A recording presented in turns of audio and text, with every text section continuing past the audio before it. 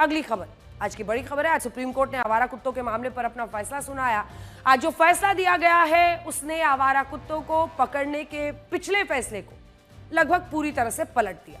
3 जजेस की बेंच ने तय किया कि जिन कुत्तों को पिछले फैसले के बाद पकड़ा गया था उन्हें छोड़ दिया जाएगा, यानी सड़क पर आवारा कुत्तों को खुला छोड़ने के लिए प्रदर्शन करने वाले डॉग लवर्स विजयी रहे। जो परिवार हार गए वो परिवार हार गए जिनके बच्चों को डॉग बाइट की वजह से जिनकी मृत्यु हो गई थी, जो मारे गए थे। सुप्रीम कोर्ट के इस नए फैसले के बाद देश भर के डॉग लवर्स खुशियां मना रहे हैं। हम आज आपको 2 तस्वीरें दिखाना चाहते हैं जो समाज के 2 हिस्सों के प्रतिबिंब है।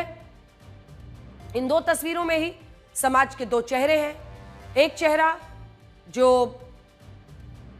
स्ट्रे डॉग्स के आतंक से पीड़ित है और दूसरा चेहरा आतंक का पर्याय बन रहे आवारा कुत्तों का समर्थक। वो आज खुशियां मना रहे हैं। उनका ये मानना है कि पशुओं की रक्षा हो गई है। डॉग लवर्स की इस खुशी को देखकर आज वो परिवार मन महसूस कर रह गए जो कोर्ट से उम्मीद कर रहे थे कि उन्हें और उनके बच्चों को ऐसे स्ट्रे डॉग्स के हमलों से बचाने के लिए कोई ठोस रास्ता दिखेगा।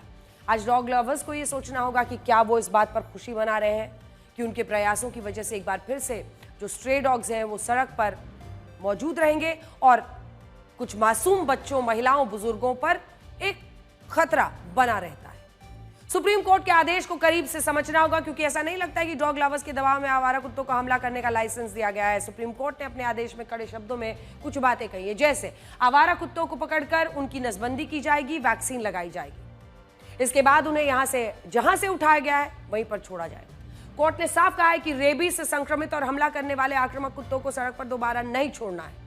सड़क या किसी भी सार्वजनिक जगह पर आवारा कुत्तों को खाना खिलाना प्रतिबंधित होगा। इनके लिए डॉग फीडिंग एरियाज बनाई जाएंगी, खाना वहीं खिलाना होगा। अब देखते हैं इसकी प्रक्रिया कैसे शुरू होती है। सुप्रीम कोर्ट ने आवारा कुत्तों से जुड़ा आदेश देशव्यापी लागू कर दिया है। अब ये दिल्ली, एनसीआर में पूरे भारत पर लागू होगा। आवारा कुत्तों पर याचिका लगाने वाले एनजीओ को 2 लाख और डॉग लवर्स को 25,000 रुपए कोर्ट में जमा कराने।